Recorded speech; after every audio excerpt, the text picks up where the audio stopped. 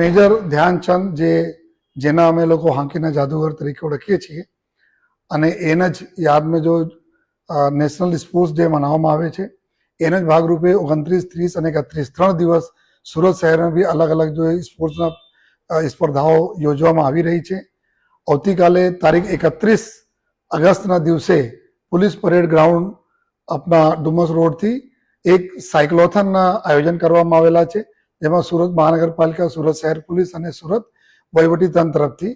આ સાયક્લોથોન અહીંયાથી સ્ટાર્ટ થઈને અને વાય જંકશન યુ ટર્ન લઈ કે પરત પરેડ ગ્રાઉન્ડ ઉપર આવીને અહીંયા સંપૂર્ણ થશે. મારી બધા સુરત શહેરના સાયકલિસ્ટ મિત્રો છે રિક્વેસ્ટ છે કે આપણા નેશનલ સ્પોર્ટ્સ ડેના ખૂબ સારી રીતે ઉજવી અને મેજર ધ્યાનચંદજીના આન બાન શાન માટે બધા લોકો જોડાઈને અને વધુમાં વધુ લોકો આવીને સાયકલિંગમાં પાર્ટિસિપેટ કરીએ અને આપણે સુરત શહેરનું નામ રોશન કરીએ.